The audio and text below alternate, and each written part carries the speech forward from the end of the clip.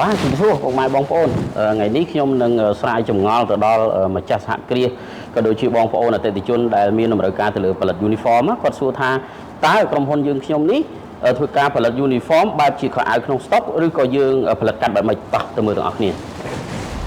អូខេអញ្ចឹងបងប្អូននេះគឺជាប្រភេទកៃនេះជាប្រភេទកៃកណាត់ដែលយើងទិញចូលអញ្ចឹងដែលបងប្អូនអតិថិជនគាត់សួរខ្ញុំថា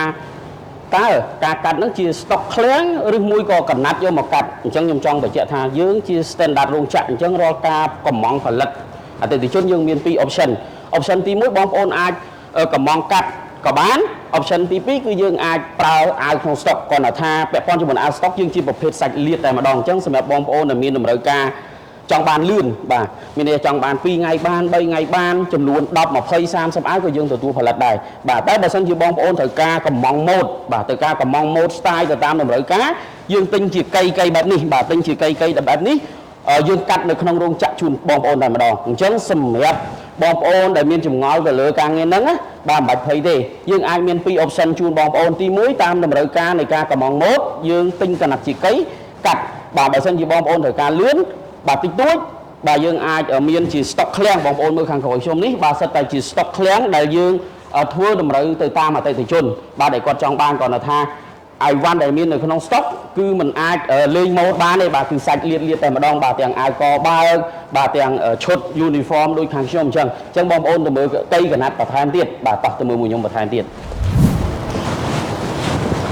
អូខេបងប្អូននៅខាងមុខខ្ញុំនេះគឺជាប្រភេទកណាត់ដែលយើងទិញត្រៀមបាទដើម្បីកាត់ជូនអតិថិជនដែលគាត់កម្មង់អញ្ចឹងគាត់កម្មង់ style mode អញ្ចឹងយើងត្រូវទិញកណាត់ទាំងអស់ហ្នឹងទី1យើងសកួរសម្រាប់បងប្អូនដែលមានតម្រូវការឧទាហរណ៍ថាគាត់កាត់ត្រឹម200ឈុតទេតែយើងនឹងអាចទិញសកួរច្រើនដើម្បីអីការពារនៅ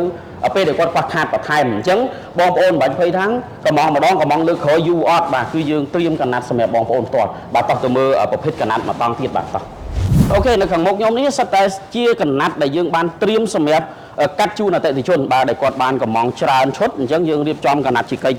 យ៉ាងនេះដើម្បីរុញទៅចូលក្នុងរោងចក្រដើម្បីធ្វើការផលិតសម្រាប់ជូនអតិថិជនអញ្ចឹងសម្រាប់បងប្អូនដែលមានតម្រូវការទៅលើការផលិត uniform កុំភ្លេចទំនាក់ទំនងតាមเพจក្រុមហ៊ុនផ្ទាល់ដែលមានទីតាំងបាទនៅលើផ្លូវ598ផ្ទាល់តែម្ដងបាទសូមអរគុណបាយបាយ